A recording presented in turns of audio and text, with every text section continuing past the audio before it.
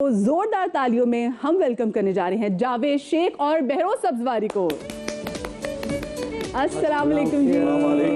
अस्सलाम वालेकुम। कैसे आप? ठीक ठाक हैं? बहुत बहुत मुबारक हो और बहुत खुशी हुई इस सेट पे आके, क्योंकि बहुत खूबसूरत सेट है। बहुत शुक्रिया। बहुत झूला तो बहुत ही अच्छा है। झूला अच्छा था ना, बस मैं अभी शेख साहब को बिठाएंगे। मैं गिरते गिरते बच गया। आपको पता है, हमने जब पहले सीआर सारा कर रहे थे, मैं बार बार झूले पे बैठी। मैंने कहा देखो मैं कितने भी आराम से बैठी ना, मुझे लगता है ऑन एयर की मसला हो जाना है। वही हुआ गिरते गिरते बच गई। वो मेरी हील का कसूर है, मेरा कोई कसूर नहीं है। और आई विश मुझे वो एलिगेंटली बैठना आ भी जाए, जैसे खवातीन को आता है ना कि बड़ी एलिगेंटली झूले पे बैठती है, पता भी नहीं चलता, पुटिच करके बैठती है, पुटिच करके खड़ी हो जाती है। खैर जी, पहला शो है और आप दोनों को बुलाने का भी हमारा मकसद ये था कि आप दोनों वाकई बड़े बरकत वाले हैं। जिस एपिसोड में आप लोग आते हैं वो एपिसोड हमारी हिट क्या सुपर हिट हो जाती है। फिर कुछ एपिसोड ना हो हमारी बड़ी डिस्कस भी होती हैं, बड़े फोन भी आते हैं उस एपिसोड के बाद, बड़े हमें फोन भी आते हैं, क्योंकि इतनी मजे की स्टेटमेंट्स निकलती नहीं है। लेकिन हमारे बहुत ही प्यारे, और आपको पता ही तो गर्मियों का महीना है, तो जून शुरू हो गया। सबसे पहले तो मुझे बताएं कि इस बार तो ये जो जून का महीना है, गर्मियों का महीना, क्योंकि बच्चों की वेकेशंस भी हैं, ये शुरू हो गई हैं। क्या प्लान है आपका जून में? बच्चों के साथ आपने प्लान किया हुआ है? कुछ नहीं है। हर दफ़ा ये कोशिश होती है कि एक तो रमज़ान में काम करना मुश्किल होता है रोज़े के साथ, और फिर ऊपर से अगर गर्मी है डबल हो जाता है, तो वो आज तक नहीं हुआ। हर साल ये कहते हैं, प्लान करते हैं कि अगले साल हम नहीं करेंगे। इस साल भी बहरोज भी इसी तरह बिजी है और मैं भी उसी तरह बिजी हूँ, डे नाइट। और आप अंदाज़ा करें कि ये 40, 42, 45 डिग्री गर्मी में फील लाइक शूटिंग करते हैं। बिल्कुल, मैं भी कहने लगी थी। हाँ, तो वो उसमें ना एसी चल सकता है जब हम शूट कर रहे होते हैं, ऊपर से लाइट्स होती हैं, बड़ा प्रॉब्लम है, बहुत प्रॉब्लम है। हम ये कहते हैं, लोग कहते हैं बड़ी आराम वाली ज़िंदगी है ये, वो आके हमें काम करता हुआ देखे। मैंने तो बल्कि वो बर्फ़ के साथ हाथ टॉवल रखे हैं, जो हर 5 मिनट के बाद वो रखता हूँ। अच्छा, ये अफोर्ड कर सकते हैं? कौन सा मेकअप करना होता है? स्किन इनकी चमत्कारें मार रही होती है ना। ये मैंने इनको आते साथ कहा, मैंने कहा इतना क्यों आप लोग चमक रहे, चले जाके फौरन हल्का सा मेकअप करवा लें। सबसे इम्पोर्टेंट बात जो है, गर्मी भी है, पसीने भी आते हैं, लेकिन ये हक हलाल की कमाई है, खून पसीने की कमाई, और वाकई पसीना, और वाकई ये इतनी अंदर से तकवीत। गर्मी तो लगती है, किसको नहीं लगती, दिमाग भी थोड़ा सा बुलबुल करता है, लेकिन बाद में फिर अल्लाह से उसका शुक्र अदा करते हैं हम कि अल्लाह पाक हक हलाल की रोज़ी दे रहा है। क्योंकि हलाल और हराम का जब फ़र्क ख़त्म हो जाए तो ऐसा माशरा हो जाता है, माजरत के साथ। बस अल्लाह पाक हमें आमीन, अल्लाह सलाम। अच्छा, मुझे बताएं, क्योंकि मैंने पूछा भी आपसे इसलिए था गर्मियों की छुट्टियों के बारे में, क्योंकि गर्मियों की छुट्टियों का आगाज़ हो गया है। जो माएँ हैं वो काफ़ी रिलैक्स भी होगी, बच्चे स्कूल नहीं जा रहे। अगर मैं आपको आपके बचपन में लेके जाती हूँ, तो आपकी गर्मियों की छुट्टियों की जो यादों में नानी का घर है, दादी का घर है, तो आजकल का ज़माना है ना कि हमने बाहर वेकेशंस पे जाना है, लेकिन पहले ज़माने में तो गर्मियों की छुट्टियाँ ही होती थी। हम तो जॉइंट फैमिली वाले हैं, ये भी हम भी, तो दादी हमारे साथ ही रहती थी, और मैं सारी गर्मियों की छुट्टियाँ स्कूल की, यानी 7th क्लास के बाद, और कॉलेज की छुट्टियाँ लाहौर में गुजारता था। लाहौर, और मेरा शहर, मेरा सोना शहर, हम सबका शहर लाहौर है। लाहौर है जी। और वहाँ हमारी आंटी एक रहती थी, अल्लाह गरी के रहमत करे उनको, और वो गुलबर्ग में टी ब्लॉक में रहती थी। अच्छा, ठीक है। मिनी मार्केट के पास। ओहो, सब चीजें भाई, आइसक्रीम, पान, हर चीज। वॉक करके लिबर्टी चले जाए, और वहाँ जूस मिलता था, मैंगो, वो जो कोने वाली दुकान से एक 3-4 दुकानें थी, अब पता नहीं आप कौन से दुकान से पीती थी।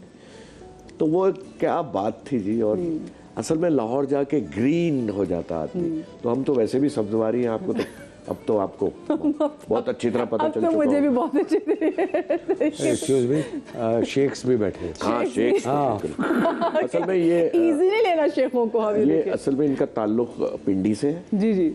और पी से पिंडी और पी से पेरिस। Oh my God. तो ये पेरिस के पंजाबी है।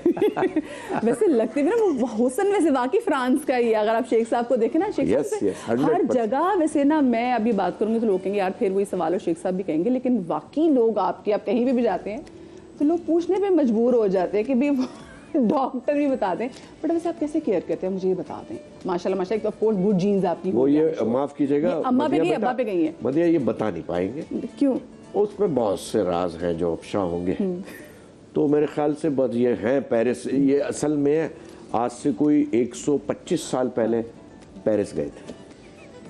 एम आई राइट सर? बिल्कुल सही कह रहे हैं। क्या हुआ था बार क्यों ये पेरिस की बात कर रहे हैं बार मुझे नहीं बताइए। नहीं वो हुआ ये कि मैं अपने करियर के स्टार्ट में ही, अभी मैं एक्टर बना नहीं था, उस वक्त मैं गाड़ियों का कारोबार करता था। गाड़ियों मतलब मैंने भी 29 साल गाड़ियां बेची हैं, और जावेद साहब मुझे गाड़ियों के कारोबार में लाए थे बाखुदा। एग्जैक्टली। और हमारे उस्ताद थे, अल्लाह गरी के रहमत करे, अहमद सईद साहब। अहमद सईद साहब, अरे क्या बात है। मेट्रोपोल में उनका ऑफिस था। क्या ये तारिक रोड पे कोई शोरूम नहीं होता था, कभी एक भी शोरूम नहीं था। ये सिर्फ शोरूम इधर मेट्रोपोल में फर्स्ट फ्लोर पे था, और साथ में कार डील्स का था। ये 2 ऑफिस थे और मैं वहाँ पर काम करता था। और वो जहांगीर पार्क पे गाड़ियां बिकती थी अगर। Yes yes. और फिर वहाँ से फिर वो इत्तेफाक है, मुझे एक दोस्त के ज़रिए मुझे उस वक्त ऑफ़र हुआ। मैं ज़्यादा डिटेल में नहीं जाना चाह रहा। तो वो मुझे पेरिस की ऑफ़र हुई उस ज़माने में। वाओ। उसकी वजह यह है कि वो दोस्त, उसके वालिद साहब PIA पेरिस के स्टेशन मैनेजर थे। Okay. So that was a free ticket at that time. मगर टिकट भी कोई इतना महंगा नहीं था उस जमाने में। हाँ, 15 रुपए का तो टिकट नहीं, उस जमाने के मुताबिक तो फिर महंगा होगा ना। 5,000 रुपए का। 5,000 का पेरिस का टिकट। और मैंने किया है 2-3 दफा तो मैं गया हूँ उनके खर्चे पे, मगर तीसरी दफा चौथी दफा फिर आपकी मजबूरी बन गया था जाना पेरिस। तो फिर मुझे क्या बात कर रहे ये बिल्कुल ये जरूरी है। एक एपिसोड और चलेगी जिसमें ये सारी राज खुलेंगे। ठीक है। तो वो मेरे वालिद साहब की गाड़ी थी। हम प्लाजा क्वार्टर में रहते थे। मॉरिस गाड़ी थी, जिसके ना शीशे थे ना कुछ नहीं था, इंजन भी नहीं था। चलती थी। और वो मैं 5,000 रुपए की गाड़ी बेच के मैं पेरिस का टिकट लेके उधर पहुंच गया था। और फिर जो पहले मुझे था अब्बा जी पीछे नहीं पहुंचे। नहीं, जो वो तो पहुंच ही नहीं सकते थे। जब मैं आया हूँ तो फिर जो मेरी धुनाई हुई है, अब्बा को बताए बगैर गाड़ी बेची और पेरिस निकल गए। तो वो एक्चुअली आखिर ऐसा क्या था जिसने आपको गाड़ी बेचने में मजबूर कर दिया शेख साहब? ये बताएं, क्योंकि ये बार बार जो पेरिस की बात कर रहे हैं, मेरे सामने पेरिस की हसीनाएं भी आने लग गई हैं। तो वो उसमें एक बड़े मजे की कहानी सुनाता हूँ। 18 जूल मैच। नहीं वो नहीं, वहाँ की कहानी इनको क्यों याद है? नहीं सारे लो, हमारा साथ ही वहीं से है भाई। 125 साल पहले की ये बात है, हमारा 100 साल पुराना साथ है। कि इनका रिश्ता ना एक बड़ा नाजुक है। आपने मैंने साले बहनोई का जो रिश्ता इतना जबरदस्त और इतना स्ट्रांगली बॉन्डेड मैंने नहीं देखा। मैंने अपने खानदान में, अपने मीडिया में, मैंने कभी भी जिंदगी में नहीं देखा। लेकिन माशाल्लाह सही है, अल्हम्दुलिल्लाह। देखो रिश्ते को हो गए हैं 38 इयर्स और दोस्ती को हो गए हैं 50 साल, 49 48 समथिंग लाइक दैट। तो 50 साल तो शेख साहब आपकी उम्र नहीं लगती। ये तो हम शेख साहब 50 साल हुआ मेरी दोस्ती हो गई। अरे मैं बता रहा हूँ 50 साल के शेख साहब हैं। हाँ। मैं 45 साल का हूँ। 5 साल का तो फर्क है। अरवा में दोस्ती। अच्छा, कहानी जो बड़े मजे का आप किस्सा सुना रहे थे वो बताइए। अच्छा, तो वो ये था कि पेरिस में वो जो मेरा दोस्त था वो काम करता था। बैरू साहब, ये भी शायद आपको नहीं पता हो, ये कमाल है, पैसे तो होते नहीं थे। वो मेरा दोस्त काम करता था लुई विटॉन पे, यानी स्टेशन मैनेजर होने के बावजूद। नहीं बेटा, अच्छा, उनके तो वालिद साहब थे ना। ओके, मैं दोस्त की बात कर रहा हूँ। वो काम करता था लुई विटॉन। एलवी बताएं, लोगों को पता नहीं है। हाँ, अब तो सबको पता है भाई। नहीं सर, एलवी पता है। 5 लाख रुपए का बैग है। अरे सर 10 लाख का बैग खरीद लेंगे, लेकिन एलवी के नाम से अच्छा, ये सुने जरा। तो वो वहाँ पे काम करता था। शॉन्जलीजे के पीछे ही एक दुकान थी जो उसकी एक ब्रांच आउटलेट थी, और एक ही थी, पूरी दुनिया में एक ही थी, उस ज़माने में एक ही थी।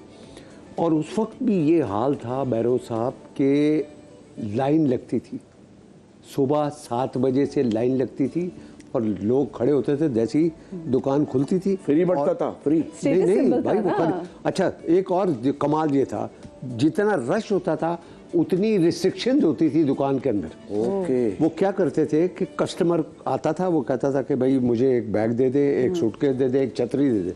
बोले सॉरी, आपको 2 चीज़ें मिल सकती हैं, 3 नहीं मिल सकती और डबल नहीं मिल सकती। ओह हर कस्टमर को सिंगल बिल।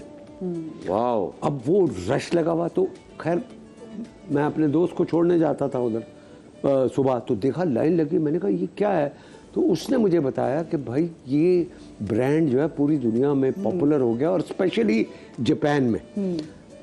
वो उनके बंदे खड़े हुए हैं वहाँ और वो लोगों को पकड़ते थे कि ये तुमको 500 फ्रैंक देंगे, तुम जाके 2 बैग अंदर से ले आओ। तो वो काम मैंने किया हुआ है। वाह।